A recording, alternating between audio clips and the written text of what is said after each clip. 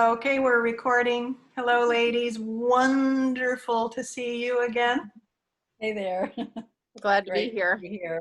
It's been quite a while. Yep. Too long, too long. So I just want to quickly introduce us. We have Zuzanna currently in North Carolina, and she has lots of things to share about what she's been moving through, and we've just kind of touched base recently, and it's really amazing at your level of strength and courage, Zuzanna. So I just want to acknowledge that right from the start. I want to hear how you do that and how you pull all that up from within you and keep going. And then we have Jeannie, and she's in Maryland, and it's wonderful to see you again, Jeannie. It has been quite a while. Really glad to be here. Thank you, Eileen. Sure. And just knowing and celebrating that you've had some recent positive movement in your life, and maybe we'll share part of that today.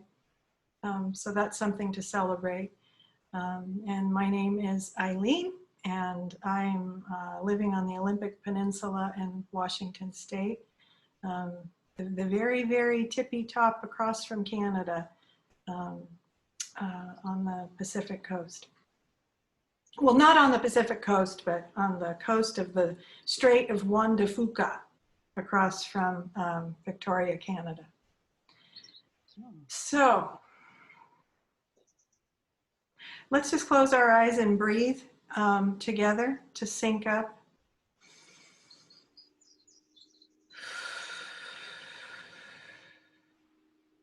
Feeling that, just that wonder and grace in being connected with each other, with those who are present here, and also acknowledging Janine Saviant in New Zealand, who's not able to be with us today in this conversation, but feeling her presence with us, and all of the those who we've connected with recently and in the past, who have had extraordinary experiences that have changed their lives, transformed their lives, and helped them to be more present now.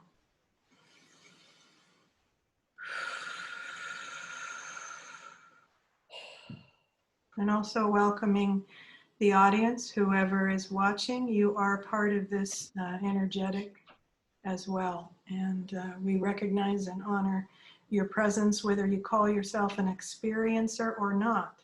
It is not about labels, it's about resonance. And if this resonates with you and feeds you, then it's all worthwhile to step into these conversations and express our honesty and vulnerabilities, so that others can see that they are not alone. So thank you guys for being here and for your sacred truth telling.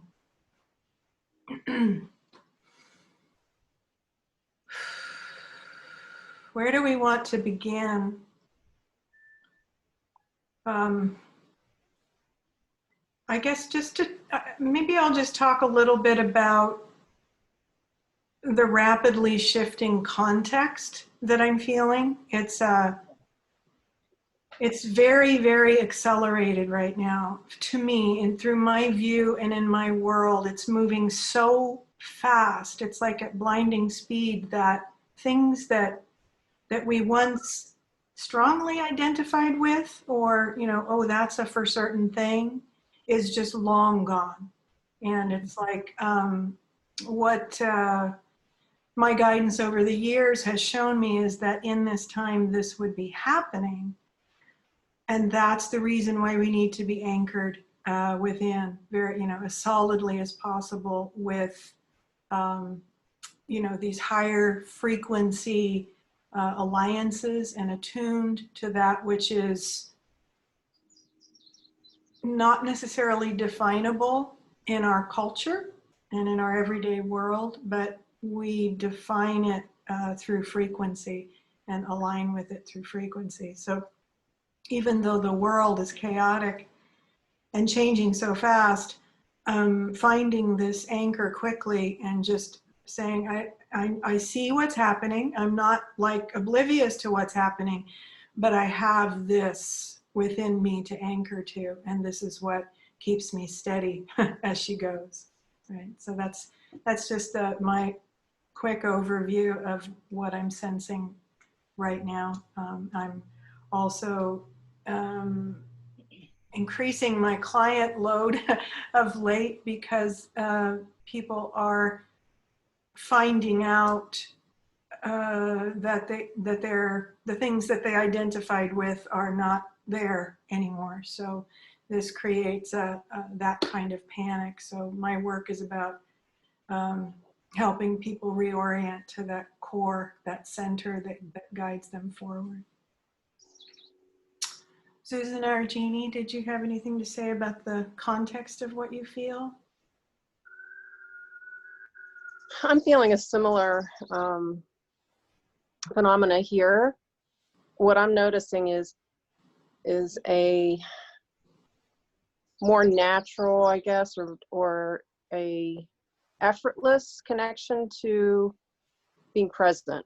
You know, that's always been a work in progress for me for a long time. You know, being somebody who's been immersed in personal development and coaching and various methodologies, different spiritualities. And so it's this idea of presence has been a very strong force in my life, especially working with the animals and being out in nature.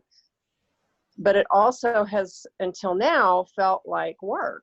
You know, it's like, oh, I got to slow down. Oh, I need to make time to meditate. Oh, I need to practice more, you know, kind of getting caught up in the goings on of everyday life. And now it seems to be completely flip-flopped. It's more, oh, there's something out there I might want to pay attention to that's requiring effort. Whereas, you know, this presence is just exploding in my everyday walk, you know, just, and I'm fascinated and so overwhelmed with gratitude for it, because it's giving me a resting place. It's giving me comfort. It's giving me joy. And it's the little things. It's the tiniest things. Like we were doing errands last weekend and happened upon a local farm selling their peaches. And I love these peaches so much every summer. And oh yeah, wow, okay, yay. And I went up and I bought 2 little bags of peaches, and then she gave me an abundance of ones they couldn't sell that were bruised. And I mean, she just gave them to me. So I mean, I was just in this glorious place of living and breathing and smelling and eating peaches for a week. and I'm finding this question in my coming into the front of my awareness is, am I ever going to taste a peach this good again? You know, and it's not from a place of feeling any fear around everything that's going on, but just an acknowledgement of the uncertainty and the changes that we're facing. So it's I think that's part of it, and it's taking me into this place of what I want to savor every single moment of this experience right now, because that's all I have, and I don't know where we're going. So I guess the side effect or the results of that is that I'm living in this every moment presence experience that's just knocking my socks off. And it's really hard to articulate, you know, it's really hard, just like all of the experiencer type experiences that we try to share and talk about and bring to the table and find words for. That's just this ineffable, I dance all around it, and I'm kind of trying to give you the essence feeling of it, but I cannot find the words that really give justice to the richness of the experience. And this is very similar. So I'm finding some parallels with what you're talking about, Eileen. And I think I'm just so grateful for being in that and immersed in that right now, and also to be able to be here and share, because it's like always, all of our conversations, anything that comes out and gets shared between us, I'm like, wow, okay, yeah, that it is real, you know. It just gives it so much more moreness, more realness, more more experiential pieces to it that I can then recognize. I guess it's in that reflection. It's like I can see it better. And so I just wanted to also say thank you for providing us this space for us to explore all that. Yes, of course. It's my passion. and I, you know, it goes exponential too, right? When we reflect in this way, it's like it fills us. And as Zuzanna always says, it's like spiritual vitamins. It's like, oh, thank you. You know, and just receiving that and being strengthened by it. And then it's like, and then because I am with you guys, I can start to expand and become more and grow faster because we're together. And then of course, with those who watch and participate and email and comment, it's like we grow this together to acknowledge truth as the most important thing that we can be engaging with now, to really understand what it is, right? Like to be able to speak our truth in every area of our lives, including in this, you know, experience or context. It's all practice, and I appreciate it very much as well. Thank you, Jeannie. Zuzanna, what's going on? Well, Well, I'm camping, of course, because I'm a nomad.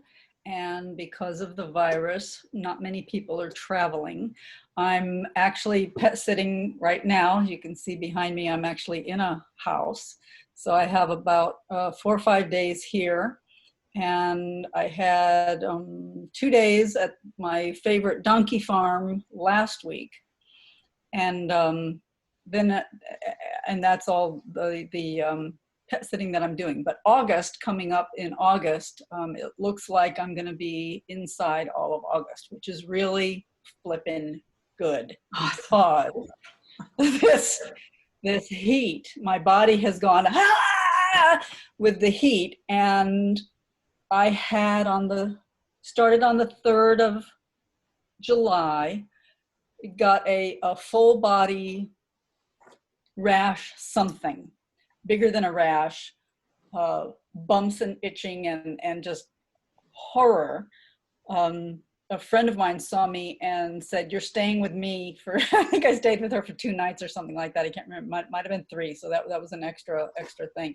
And I had to figure out how to manage this for for being outside. And I'm not a big over the counter person, and I'm not a go to the doctor person. That's not the first thing ever on my mind, go to the doctor, because I figure I can figure it out. And in fact, you know, I was, but it was about a week and a half of extreme torment. And I don't usually use the word suffering with regards to me because I don't feel that I suffer with anything that goes on, but I was suffering. It was a horrible, horrible time.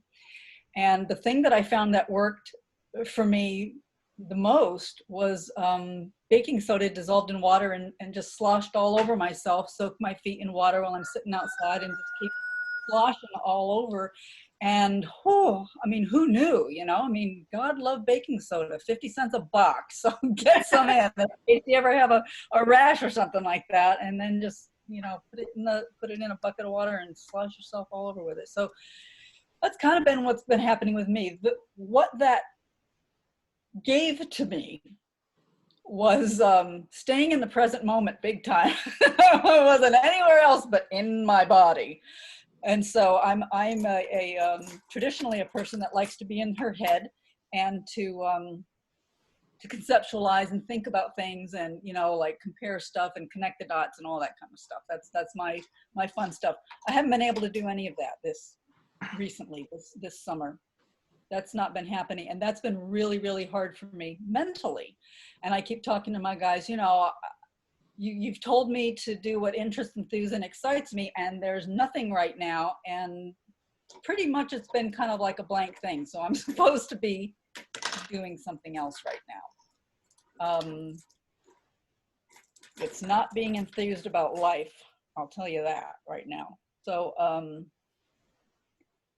yeah, but like Ginny was saying, yeah, Eileen, I'm sorry to interrupt. I'm hearing future listeners going, why did she choose that lifestyle? Just as a refresher. Okay, right. So 2 years ago, almost exactly, it's about about a week and a half more than 2 years. The room in the house that I was living in for the last 6 years became unavailable to me. My friend was ready to not have a roommate, housemate. And I realized that I couldn't afford to rent. And so I decided to be a nomad, to go camping and to just, like, you know, not have a home base. And that's what I've been doing for the last 2 years. I've been camping or house sitting or pet sitting. And as we all know, from this spring with the coronavirus, not many people have been going camping. So that's where not many people have been going traveling. And so that's where I make my money, is the pet sitting. So that's been interesting. And yeah, so that's the background on that. Thanks, Eileen. Yeah, and just another quick question. Why not go get a regular job? Not now, but back then. I know why, but I can hear. I know you know why. I've never been a regular job type of gal. I've done, to put it mildly, I've done many, many, many things in my life, very responsible things. When I was very young, I worked in the music industry for Pete Townsend, and I was admin for his personal stuff, not the Who's stuff. I worked in New York City, running his offices in New York City as well as in London. And after that, I just thought, there's got to be a better way to make a living, because that wasn't jiving with me. So I had some time where I was raising my family, and then just doing little bits and pieces. I did clothes design and crafting for up and coming bands in the new wave in England. I was living in England at the time. And then, you know, little by little, I just started realizing that I've done some other office things here and there, and it always, like, not like exactly broke my heart, but sort of like ripped out my heart, you know.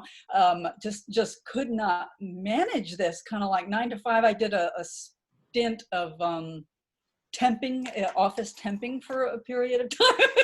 I know that lifestyle well. One of the most horrible things in my life, you know, being shut out, you know, you're supposed to spell it this way, you know, and nobody tells you anything, and oh God. So anyway, just like horrible stuff.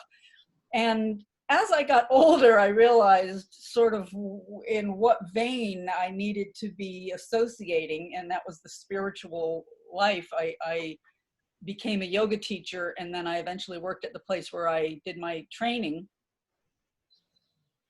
And then I came back to America in '91 and just did little bits and pieces here and there. You know, I did house cleaning, and pet sitting started, and you know, little office bits and pieces that, you know, just to make some money, because I'd always tried to be responsible, you know, like, okay, I've got to pay the rent or the mortgage or to buy my food or whatever. Oh God. Yeah. But sort of by the time 2018 rolled around, it was just like, I don't care. I don't care to snuff this light that's inside to pay my bills. I don't really care anymore. So And then that's a big long answer to that. No, and then, but then bringing you back to, and then the pandemic hit and has obviously affected everyone's lives. And Right. what Right. we had carved out for ourselves or thought was, okay, I can do this, you know, especially I'm relating to your, you know, not being able to pretend anymore, you know, like to pretend to be something you're not, basically. Right, right, yeah. You know, that's the Not upshot. that jobs can't work, you know, jobs, but it's that if we have to be Just not for us. right, if we have to be someone else to earn money, that's the part where the soul is no longer supporting that. It's like, no, we're not doing that anymore. Right. You be you. And I'd get sick all the time, you know. I mean, I had years and years and years of yearly bronchitis and Yeah. just weird things that would come along that would just like knock me flat for 3 weeks. And it'd be like, what the hell, you know? But when I was living my authentic life, I never got sick, knock on wood, you know. Yeah. I mean, I might get a little weird kind of like spiritual thing here and there that would happen. That would be like, where the hell did that come from? It's like cleaning out stuff. I had that a few times, but so yeah, you know, I was these last 2 years have been really good up until the pandemic happened, you know, where I was just like, you know, making enough to get by and enough pet sitting to get by and be housed when I needed to be housed. And I had friends that would go away to India in the autumn winter Right. for 5 months. And I got to house sit for them. That ain't happening this year. So that's a big concern that I'm trying not to project too far in the future about, because that's a thankless task, and just be happy in the present moment.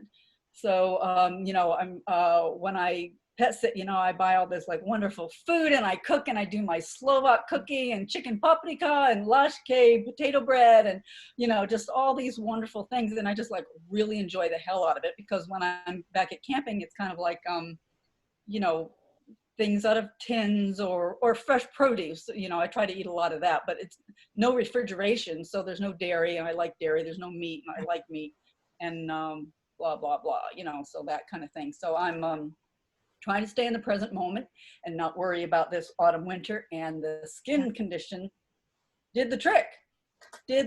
So right now it's about 85% better. And I mean, it's like a fucking miracle. I can't even, I mean, it wasn't only like a rash and itching. It was like anything that touched my skin felt like a steel brush rubbing on it. And if you're out in public, you can't be naked typically. And I needed to be naked. So I went to PTA and got some trauma clothing, which was like really short shorts and little skimpy t-shirt type things, which I haven't worn since, what, you know, like junior high, right? I'm not a shorts person. I never have worn shorts since junior high. That was a long time ago, but I am a shorts conversion person now. And That's great. and yeah, so it's been a real interesting thing. 2 years ago when I first started, I was always wearing t-shirts with sleeves and things like that. And by the end of the summer, it's like, I think tank tops. I've always been a type of person that's like, if you're over 40, you shouldn't show your arms. And now I'm just like, what the hell? Who gives a shit? You know, and now I'm showing my legs and the whole thing, you know, and you got crepey skin and sagging stuff. And it's just like, who cares? I want to be comfortable. You know, you don't like it, don't look. Hey, you know. Right. You know, I'm not doing it to be fashionable or to be young. I'm doing it to survive and not kill you, because I'm feeling like, you know, my body's on fire. That was another thing. It felt like it was on fire too. I'm putting my hands on my body. It was too hot. Mm-hmm. Just very bizarre things. And I know that it wasn't just a physical experience. It was, you know, my experience that I think I talked about in the last video that we did was that everything is symbolic. So this is symbolic. And I think, Eileen, you're the one who kind of brought it to my mind that the skin is the interface or the membrane between the inner and outer life. Yeah. So there's something going on there, and it's probably not too cryptic. Yeah. Yeah. I've also seen the pattern too, which kind of speaks to what you've been sharing, that where a lot of people are getting opportunities. Are you going to come into your body now? Are you going to embody more soul? Are you committed to moving in this direction? Or are you going to leave, basically? Are you going to leave the body? And it's kind of bringing us into this real, it's going to, as I was shown in some of these recent connections, it's pressing in further and further and further until we make that decision. And that can bring on really a lot of physical issues and issues with suicidal thoughts. I can't be here because I don't want to feel this, right? Yeah. So basically that's what it is I don't want to commit to being in my body because then I would have to feel pain.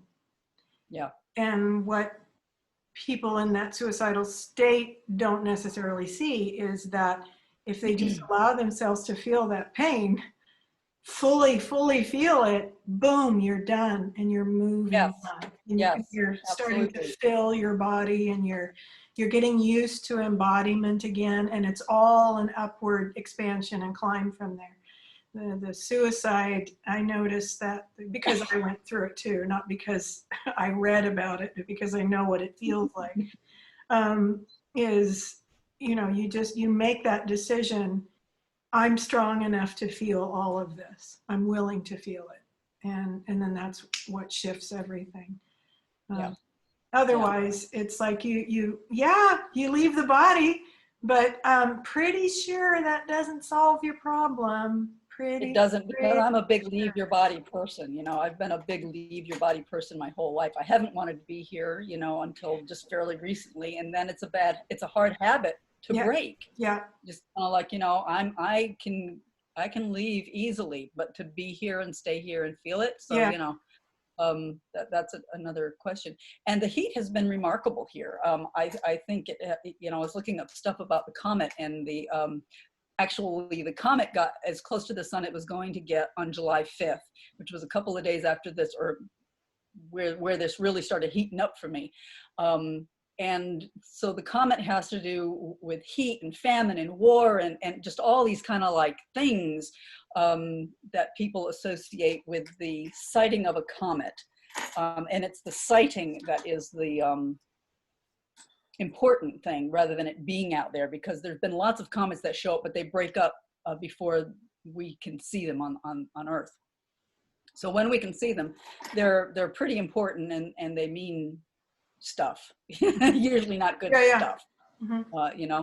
And it's interesting that it was discovered or first seen at the end of March, which is, the 11th of March was when they said, okay, this is a pandemic, everybody batten down the hatches kind of thing, So that was March 11th, and March 27th was when the comet was actually seen. So that was interesting to me, as an astrologer, or astronomer, mm-hmm. It's interesting what's going on in the sky, and that it appeared, I think it appeared in Gemini or something like that, but it's most seen in Leo. And so that denotes kind of the death of an important person or a king or a leader or something like that. And I was looking through notes from other comets, and nobody seemed to mention this in the Hale-Bopp thing. They always cite the cult group that kind of like killed themselves when Hale-Bopp came in 97. But what happened in 97 is Princess Diana got killed. And that was a very big global mourning thing. I mean, I remember that affected me dramatically, and I was so shocked that it affected me as much as it did. Mm-hmm. So anyway, that's just kind of some random stuff that's been flowing through my head. That's the kind of stuff that I like to think about and have in my mind, rather than being in my body with a horrible rash that's, right. I hear you. Too much to bear. I wrote down some things that came to me in the middle of the night about just random things I wanted to explore. one of them being, there's a lot more interest now in UFOs, and the government seems to be coming out with more information, and they're disclosing more, is what people are saying. And I've never really paid much attention to ufology, but it has me, thinking about thinking about why were my experiences, even though I had these, very real, more real than what we call real experiences with these beings, and you guys have too. I never really it was a very different view for me. I had the dreams of the craft. I had the lucid connections with these beings, but having an outer world experience, seeing a craft floating and having a transformational experience did not occur for me.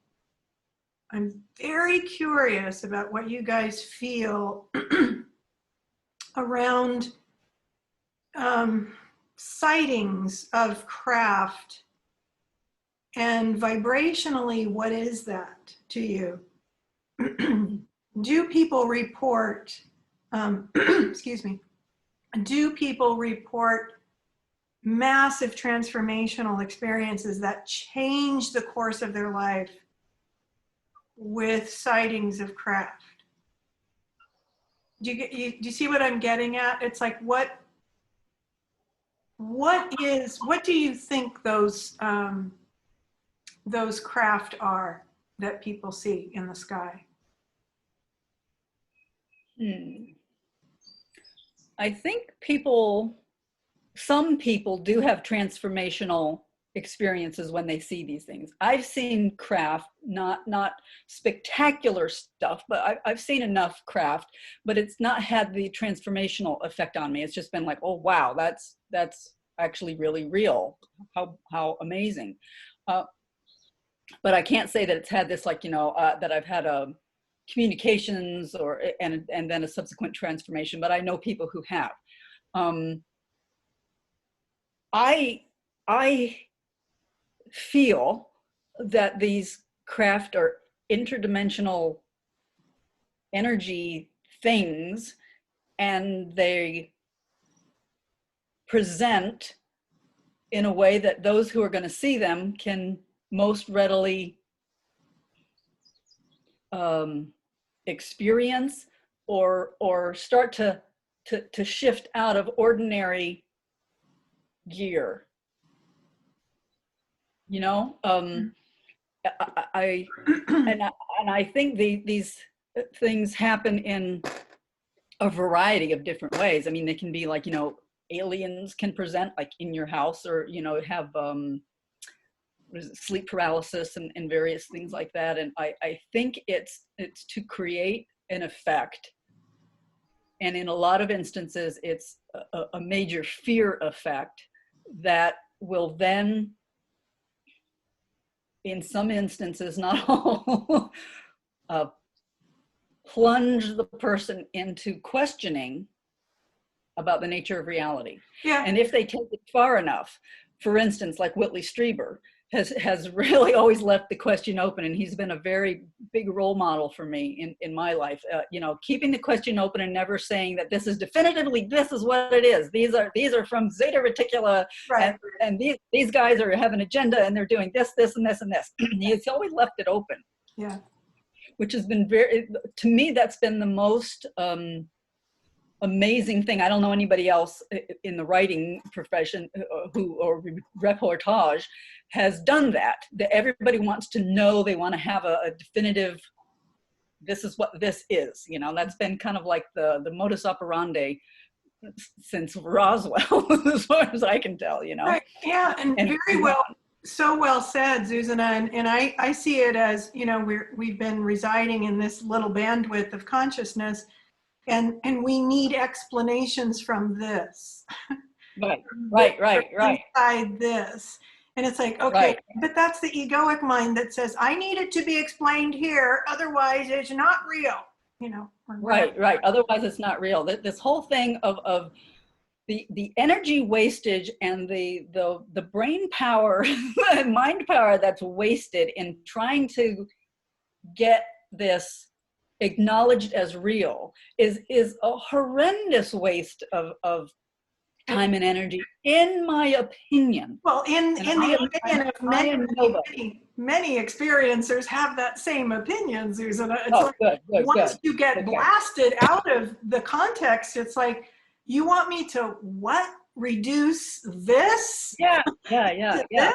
You know? It's like, okay, you've gotten the opportunity to expand, and then all your mind can tell you is to bring it back to what you're saying, this little bandwidth thing is. It's just like, that's insanity to me. Yeah. Because you're being invited to be, I don't know, infinite. You're being invited to be amazing, right? And then you're trying to make More it of all your just natural like state. normal. You know, it's just kind of like normal, whatever. You know, this can be quantified and measured, and you know, this blah blah blah. Anyway, I don't know. But that's kind of, I don't have a whole lot of patience anymore with that kind of thing, where it's got to be, you know, there's still grinding, writing papers and, you know, giving talks and everything like that to try to get a majority consensus vote that yes, this is real and I'm not crazy. Like, I don't need anybody to tell me that I'm not crazy. It's really nice to talk to people like you all, to have you know, support and to know that this is not just me. But I've never thought that I was crazy.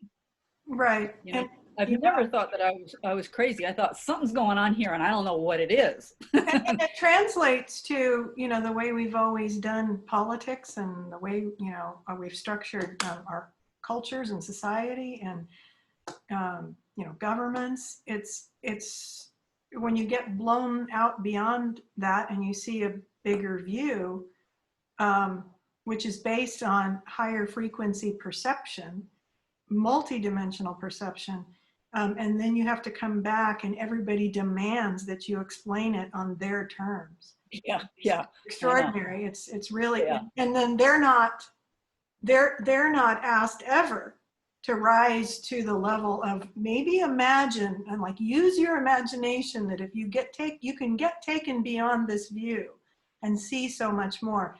Maybe work on imagining that, so we can meet, right? Rather than us always having to go, okay, let me think, how can I,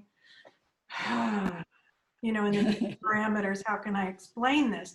And Right. that's not a judgment, and that's not, I'm not condemning, it's just simply a math thing. It's like, if you're only focused on this much of the equation, that this is what you get. Right. Experiencers Right. get their equation. And you can't get a quantifiable formula to bring them here when you want them to, or to be taken up when you want to, or to, you know, whatever. There's like, it's kind of like a no-win scenario. And then you're missing the huge opportunity of exploring this inwardly yourself. Exactly. And really expanding, which is what Whitley Strieber did. And it's about consciousness. Yeah, it's about all about consciousness. It's all about consciousness. I want to hear from Jeannie. She's been very patient. Jeannie's going to be having some good stuff to say here. I don't know. Yeah, you do. Yeah. Well, a couple of thoughts I have. Just to start, one is to go back to what you were talking about, Zuzanna, about the comet, and you said the death of a very important person, and the first thing that hit my mind was, that's what we're all going through, I feel.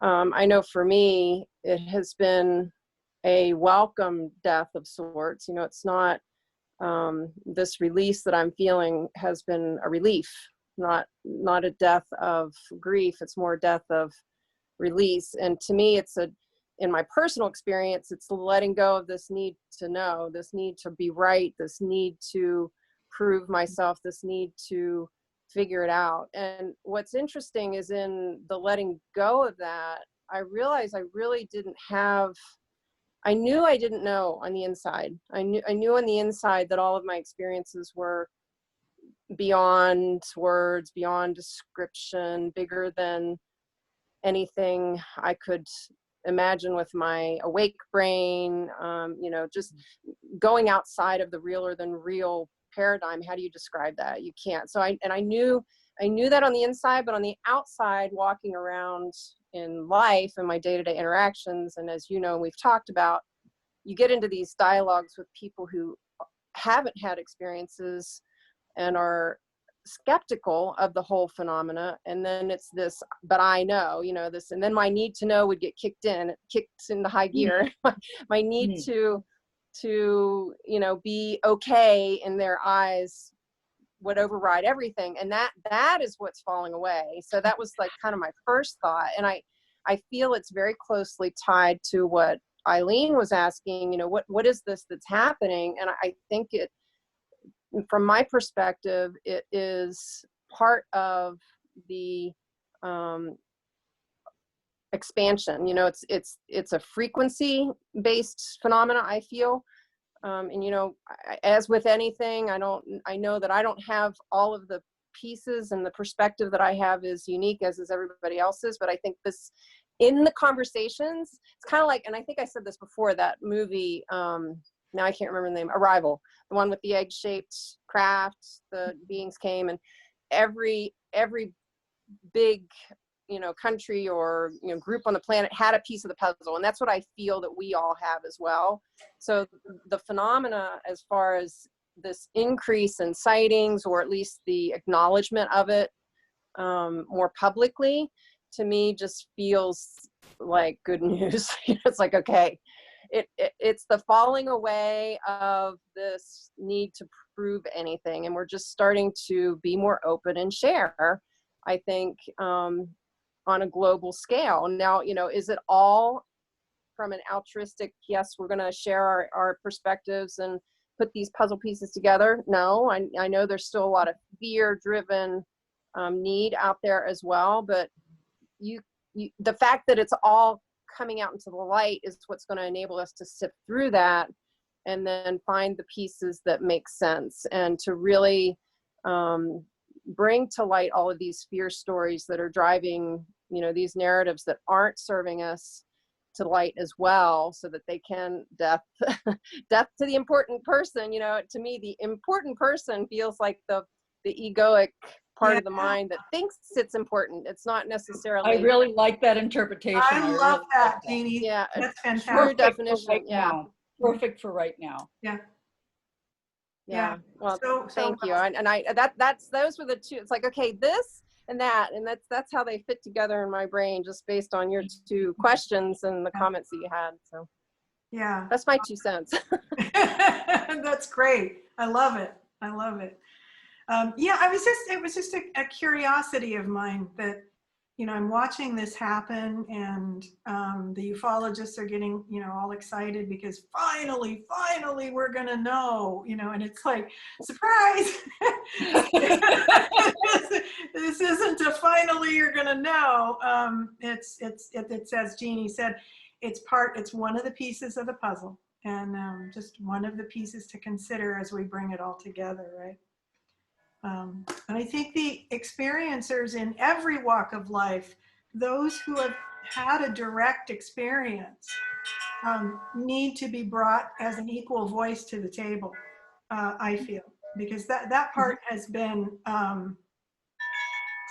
guess one of the points I wanted to make on this subject is, how, and a question too, how have you guys seen it change just since, let's say, since the first of the year, or when the pandemic hit? How, on the scale, how crazy were you then to family and friends? And how crazy are you now? Through the eyes of those who used to really judge you. Have you seen a change or a shift in that? That's another one of my big curiosities around it. I'm crazier. I think. I mean, this is other people's perceptions of it. Yes. Yeah. Yeah. Okay. Yeah. I'm saying that from their perspective. You're crazier. Okay. I mean, that's just my guess. And I truly don't know because I have so little interaction with my old life. I went through now I'm coming up on 52 at the end of August. So call this a midlife experiential drama / rebirth. I don't know how to categorize it, but I went from a life of what we think we want. I had a family and 2 grown children and a husband and a couple of dogs and a cat and a home and all of the things associated with the home and a circle of friends and typical routines of meeting with friends maybe once a week, or it was mundane, but from that perspective of living in this, at least in this culture in the US, living a life of normalcy and being a good citizen and being a good parent, being a good wife, being a good sister, being a good daughter, all of that. Right. And I from their perspective, when I say, to answer your question, I think they think I'm crazier, is because I left all of that. Right. Yeah. And now I am homeless. I mean, I'm not homeless, but I don't own a home anymore. Well, in a week, I won't have owned a home. And I am tens of thousands of dollars in debt, and I have none of the old friends that I had before. But I am blissfully happy. And because I am finally feeling free to be true to myself. Yes, that's freedom. Right. And it's just whatever thought or idea that comes to my mind, I'm able to express it, either say it out loud and share it, or just go do it. Or it's this freedom that I didn't understand. I didn't have. I really didn't. I thought I was free. I thought I was happy. I thought I was. Yeah. I thought I was okay. I mean, I had worked on myself, my entire life. To give you a brief history kind of timeline, I grew up with an alcoholic parent. My dad died when I was in high school, and so I had some traumas. And then I went through years of therapy, and then I got into coaching, and then I was just immersing myself in reading book after book after book of why am I here? What is this meaning of life thing? What is it all about? And just being obsessed with it. And then all of the experiential stuff that I've gone through as far as the out of this world type phenomena that it didn't fit in any of that. I couldn't categorize it. I didn't have boxes for it. I know we've talked about boxes. I didn't share much because it was crazy from their perspective. And when I might have dipped my toe into those conversations, I was always very careful to present it in a way that was palatable and able to be received by the other. So in that sense, I was not being truthful. I wasn't being in my true voice, I guess, is what I'm trying to say. I would always tone it down, or I would always leave pieces out that just didn't seem to be able to be swallowed easily. Right. So that has completely blown up. Just getting to this point of life and having circumstances come to me that just showed me there was all of this undone stuff.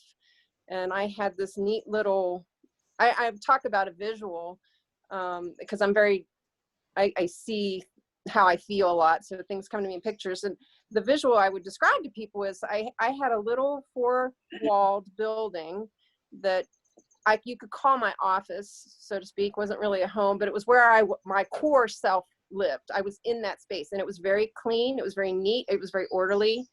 Nobody ever came to the door. And if they did, they would knock and I would go outside. So nobody was ever invited in. And I didn't realize that I had walled myself off that way. I really didn't know. Mm-hmm. I didn't know. That's what's so confounding to me, and just like been so shocking and amazing and fascinating as far as just this journey through a life of learning about myself and what this all means. That was a big piece that was just invisible, had no idea. And then suddenly there's this person in front of me that's standing in my room. What are you doing here? And all my stuff is messed up. And you know, it's being presented with a relationship where they see through your walls, Yeah. the invisible defenses that I had, and I didn't know they were there. And yet I could feel the change, and it was shocking. So, and that's what turned my life upside down. And I ended up, you know, leaving this comfortable, normal experience for what everybody else would label probably as really crazy. And I've just gotten crazier because I'm happy with it. How could you be happy?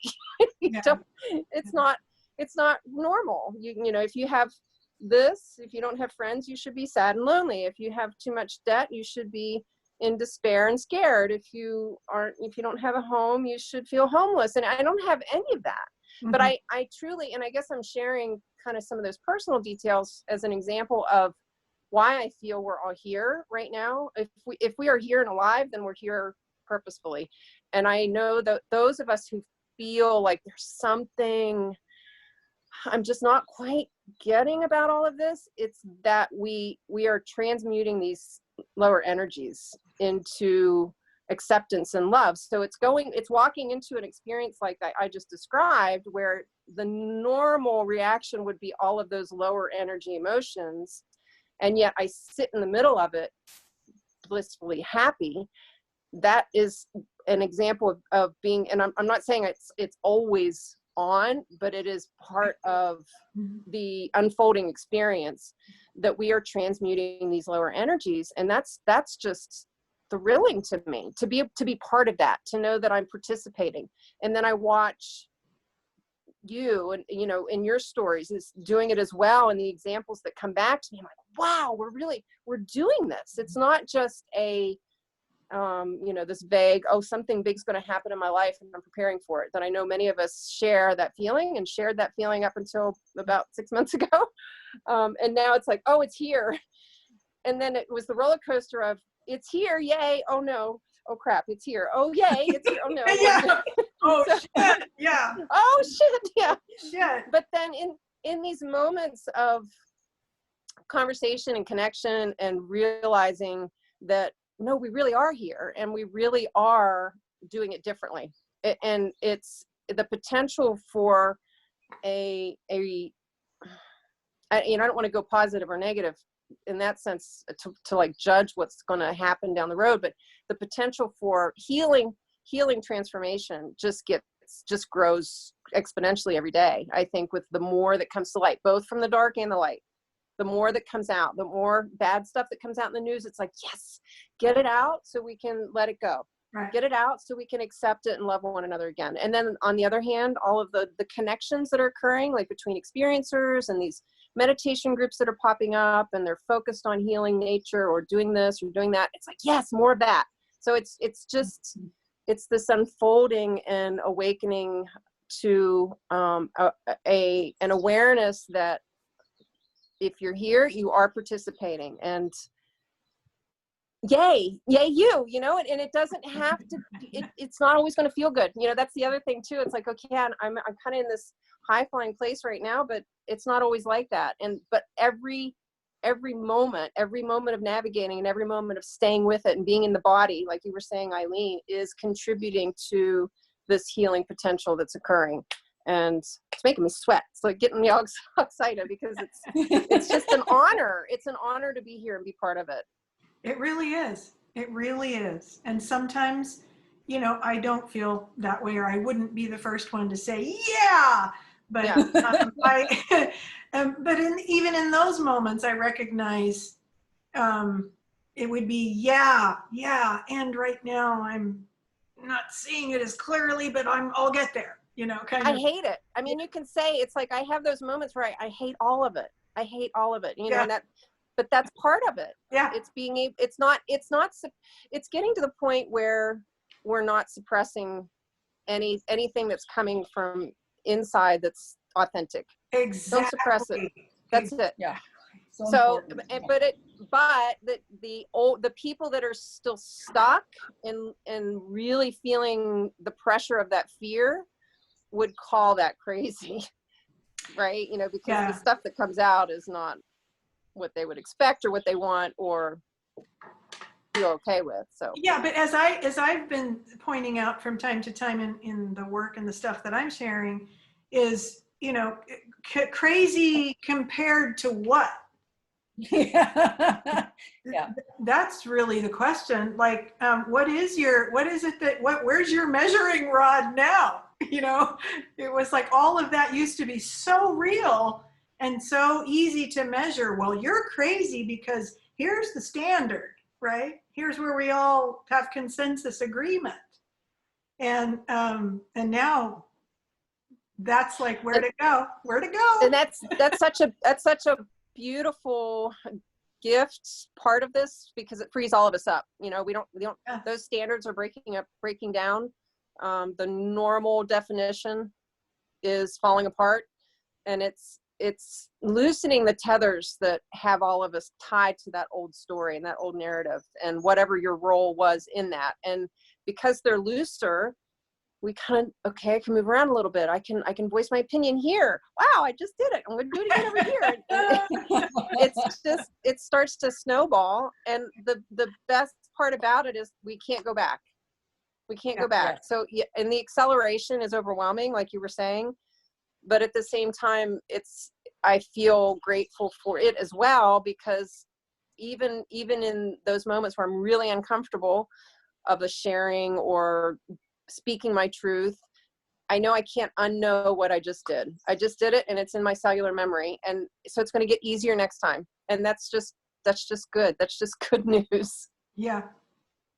Agreed. 100%. Fantastic. Yeah.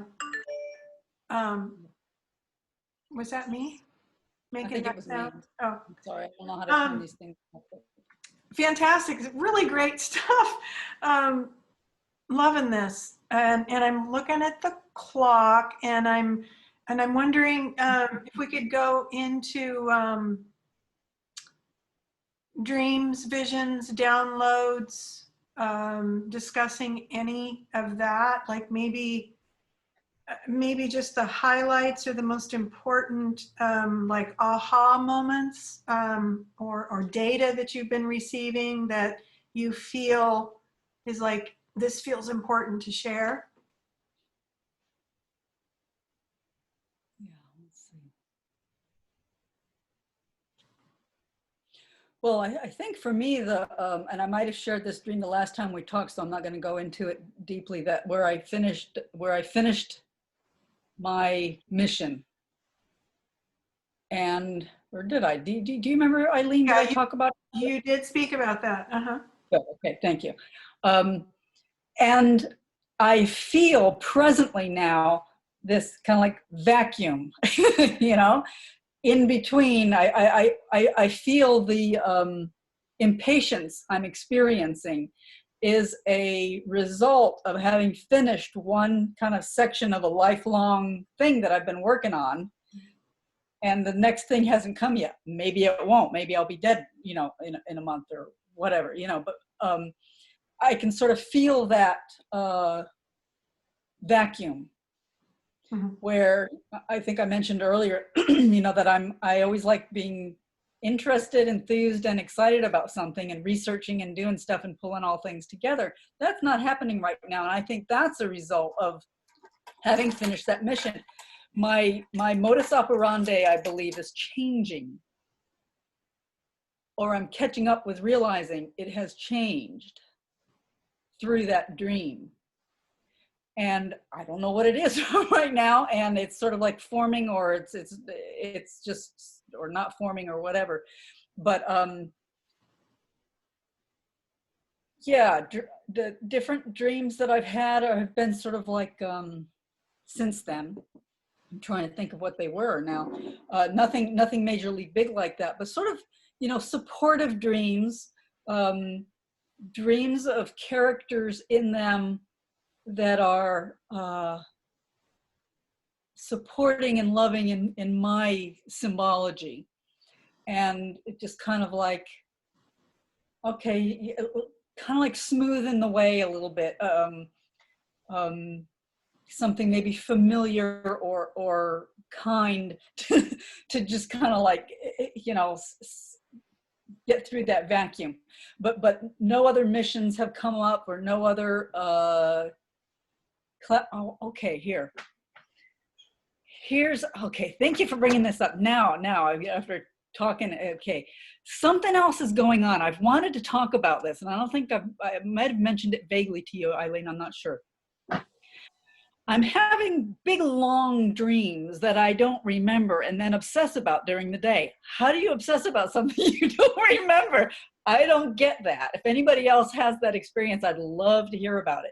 But it's very real. So there's something on the subconscious where I'm retaining a feeling of what's going on in this like big something going on in these dreams, you know, movement, activity, meeting people, going here and there, you know, doing stuff.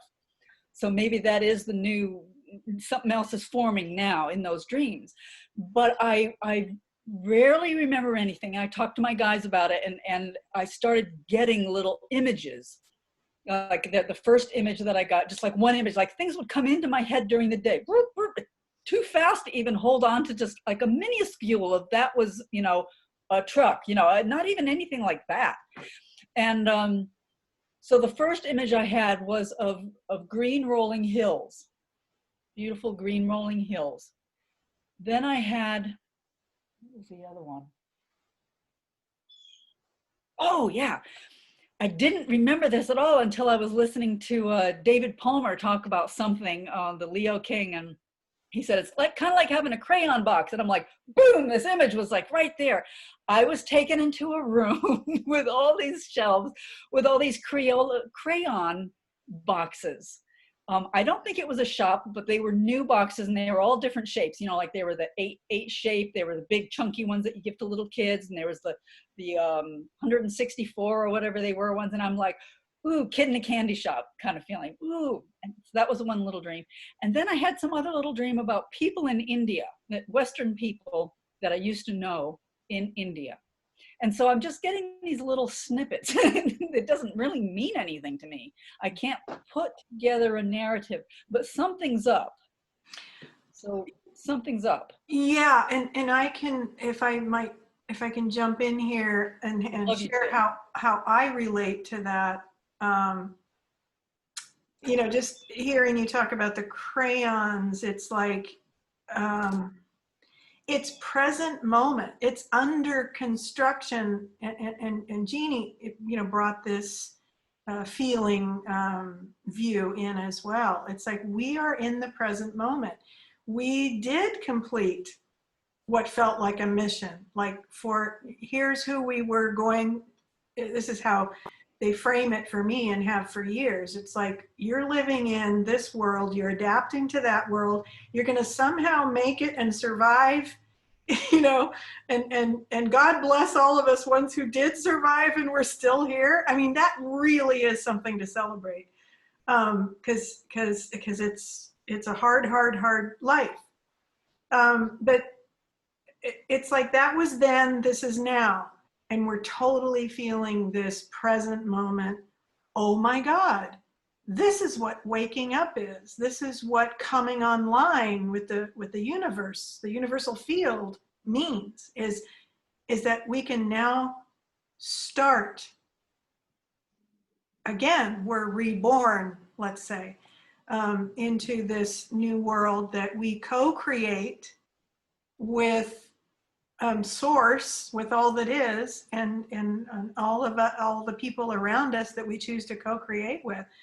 Now, what I'm noticing in my life, and I even wrote about this recently, is I realized a couple months ago or 6 weeks ago, oh my God, all these messages that I have delivered, I always thought, oh, it's preparing us for this time, whatever this was going to be. Well, here it is, this, and then we would be more readied for it. Well, it dawned on me that it was messages from the future that were dropped into me when I could receive it, and when and so it was like it all came with as you've been given, Zuzanna, too, that I recall, you know, document this, document this. And so it's all documented.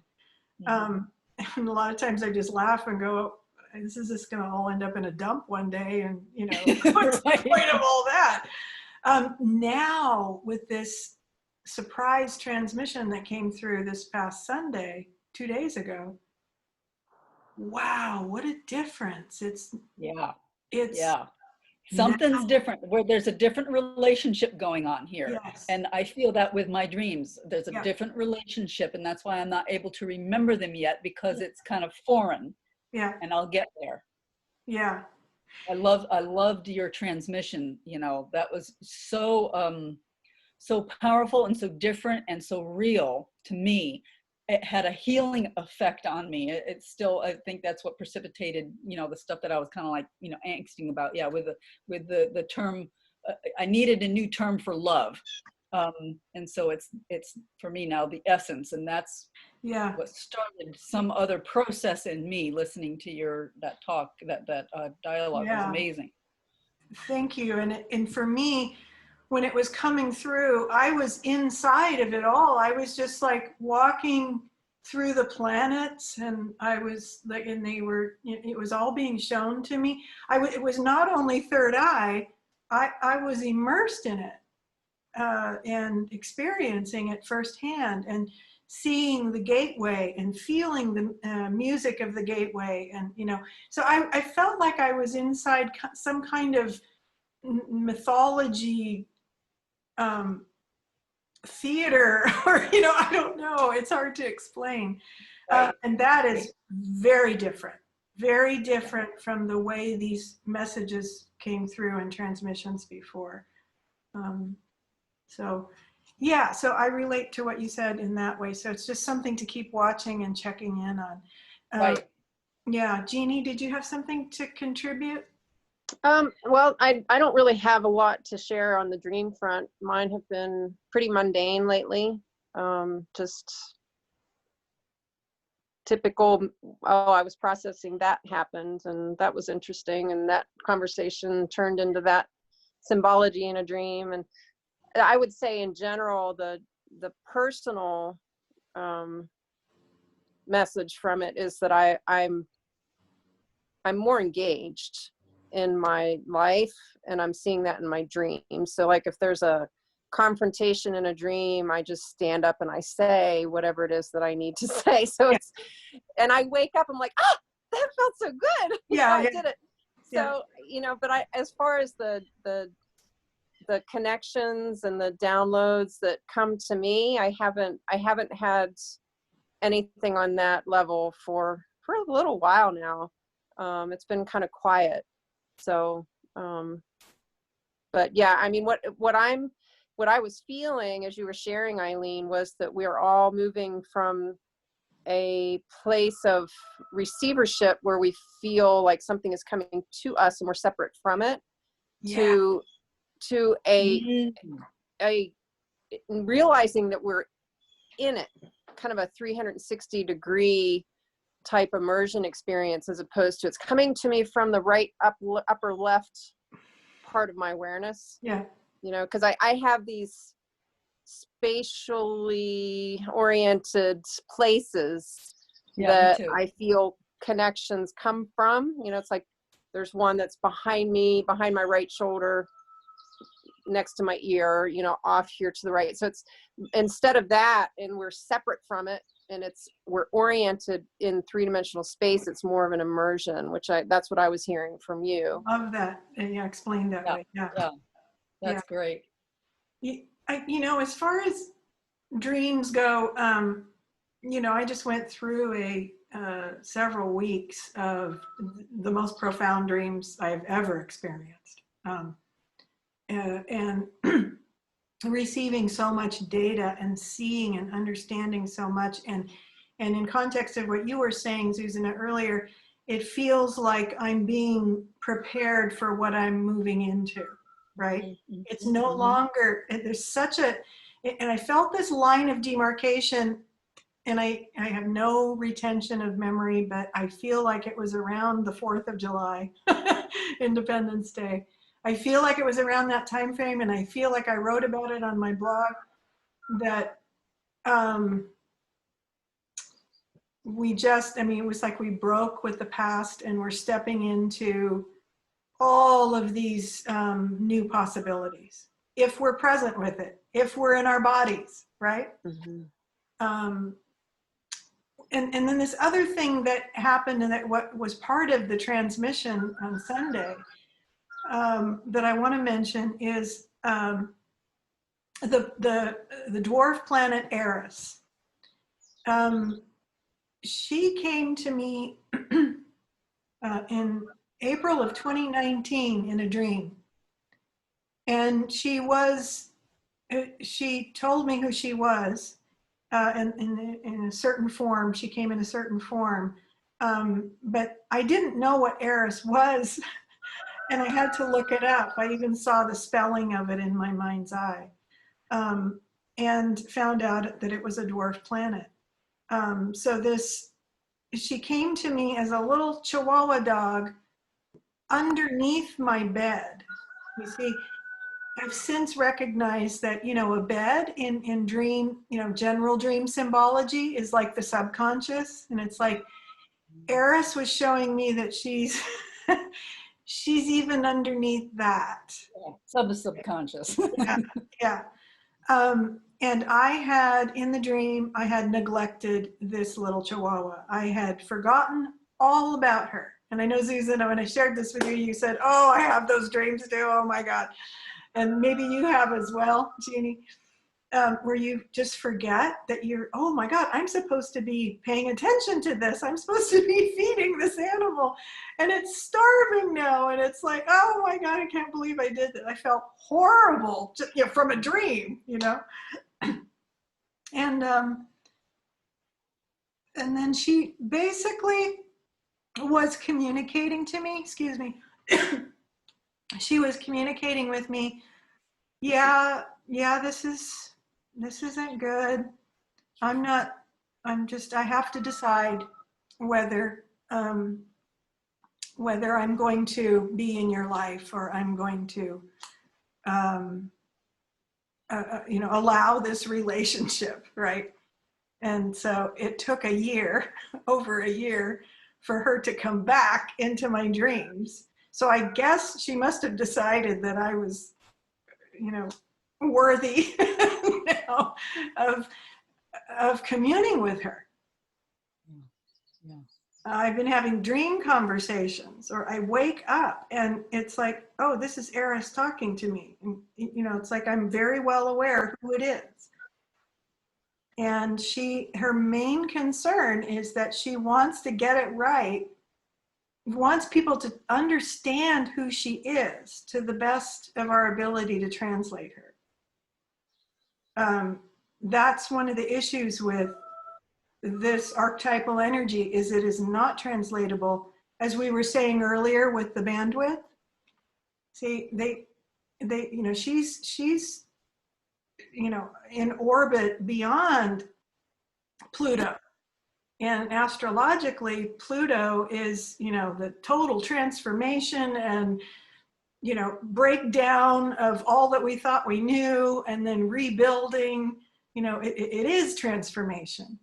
And Eris was showing me that she is what you become after you move through and fully transform, and now embody more of the truth of who you are and how you were designed to be, right? So Eris then becomes, she showed me that she's music. She's just, I realize that all of the solar system is music. I'm not saying Eris is the only one that's music.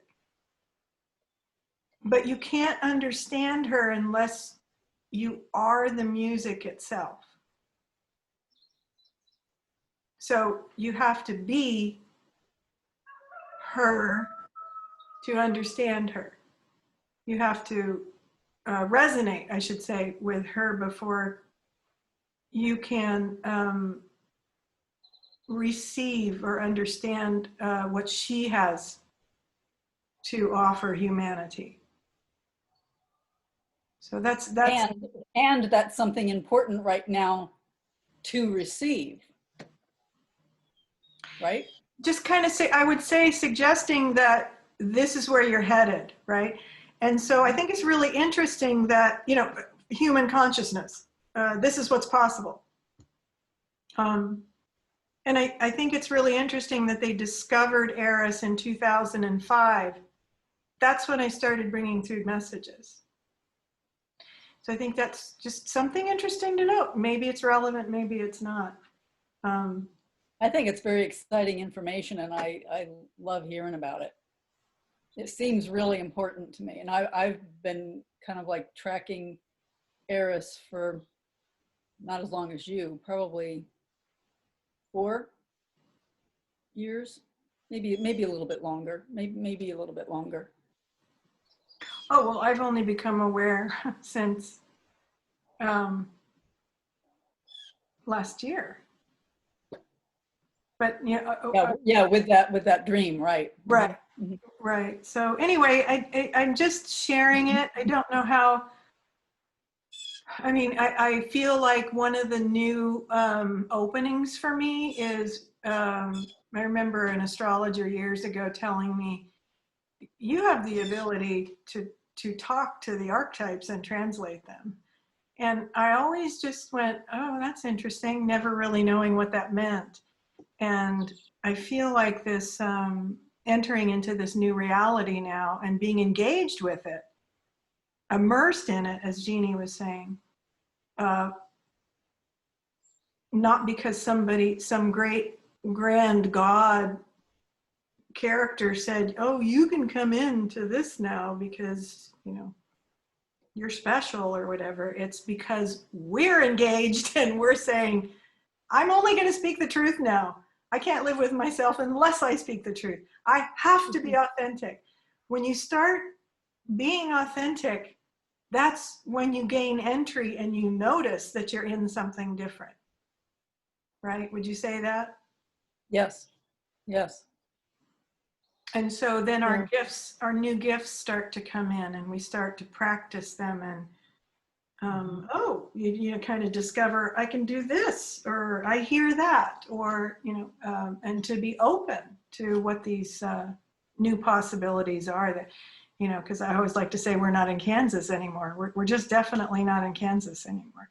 And we can start acting that way too. Yeah. And as the beings have always said to me, it's just like, demonstrate this. This is our job, our service, to be it, to demonstrate it, to show this. You know, I don't know anything. I'm not claiming to know anything, but hey, this is happening. And I want to tell you about it, right?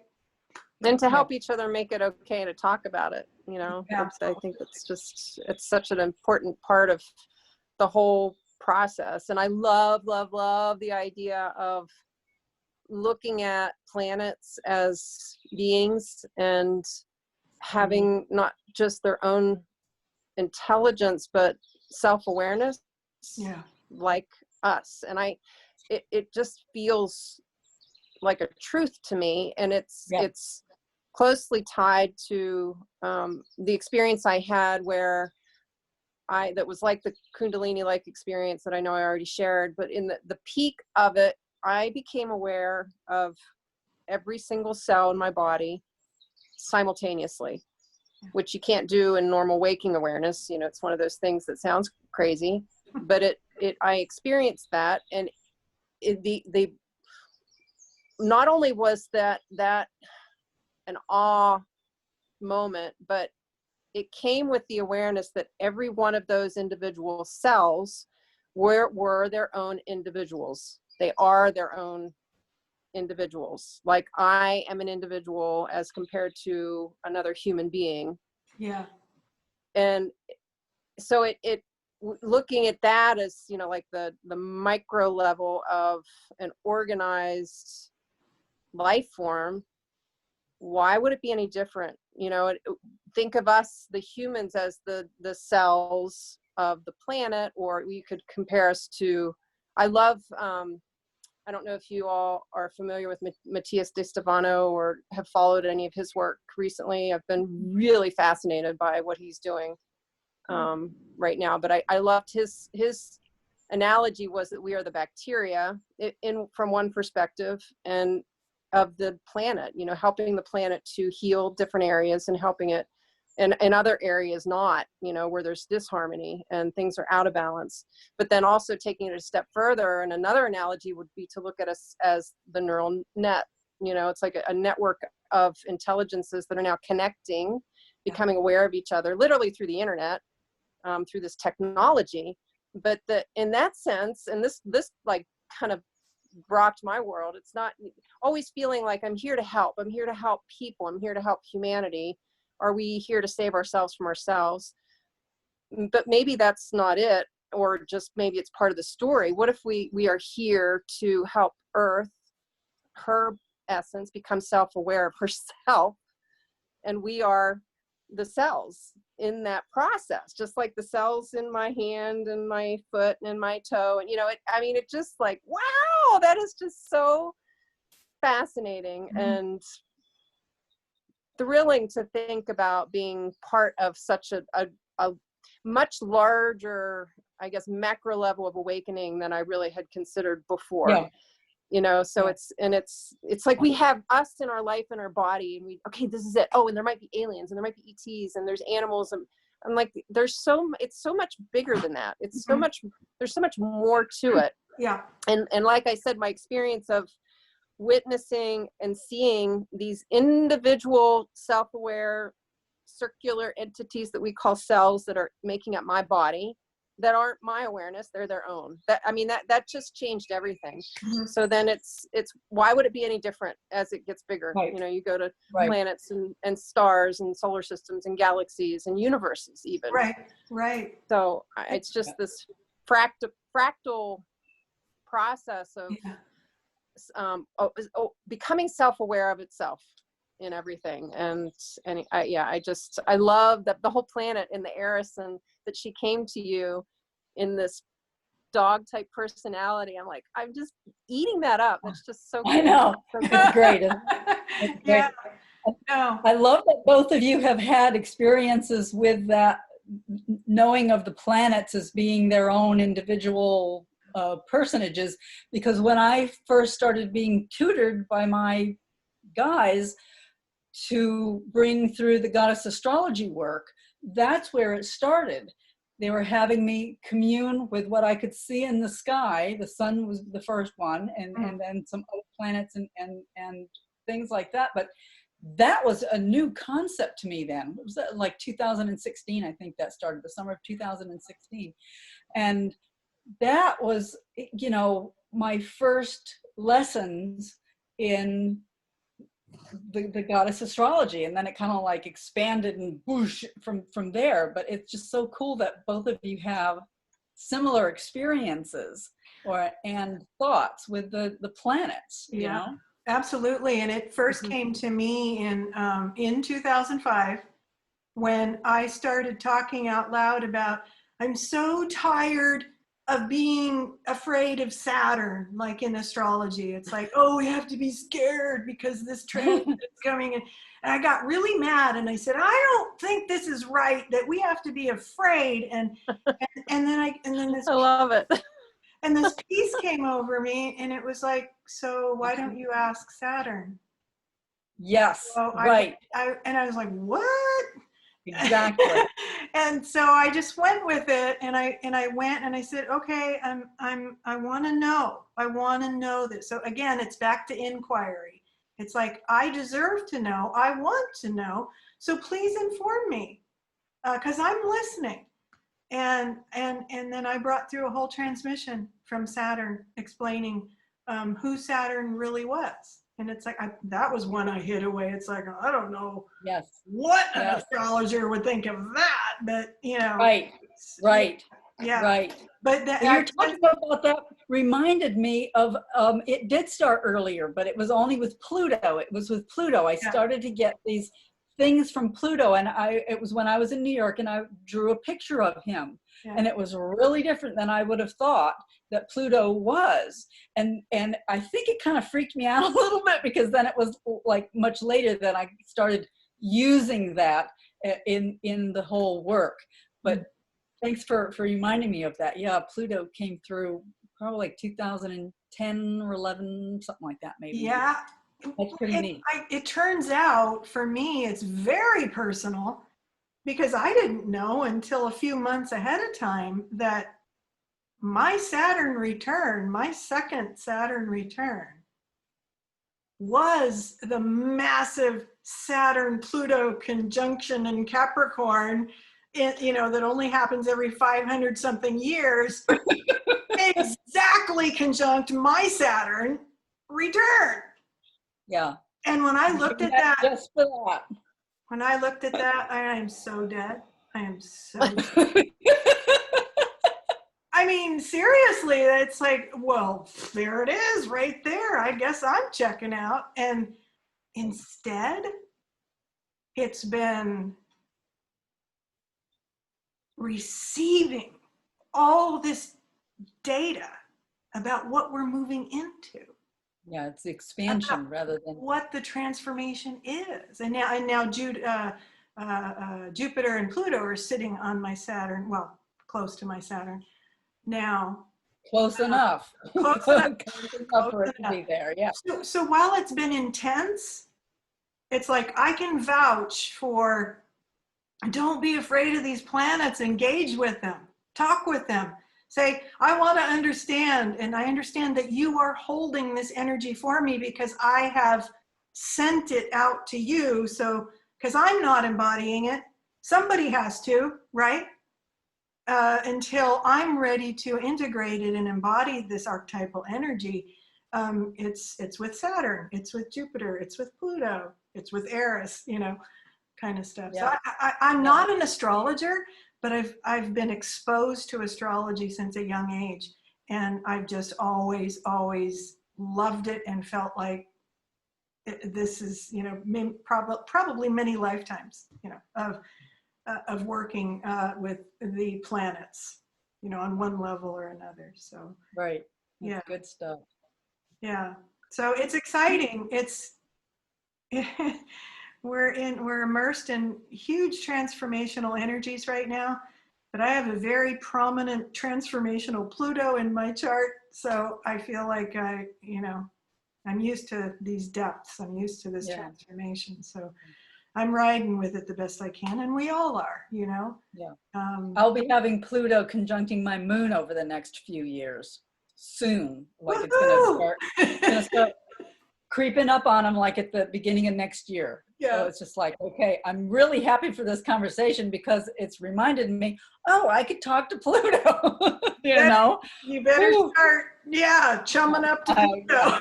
I will, yeah. So thank you for this bringing this up, because this stuff comes through and then I forget it. It's like, what? Yeah, it's not about being afraid of things anymore. It's about being willing to say, I don't know, but I'm willing to know. Yeah. Yeah. Willing to understand. Okay, we should probably wrap things up, unless Jeannie, you had something more to add about what we just brought. I'm good. Okay. Yep. All right. Awesome. Thank you, ladies. Thank you so much for this connection, this friendship. It feeds me on Me too. so many levels. And I just feel really honored and blessed to be in communion with you. And also to start to receive more and more emails from people about how much this truth is affecting them. Let's say that it's helping them to hone in to themselves, because as the presence has always said to me, when you speak the truth, you break the spell.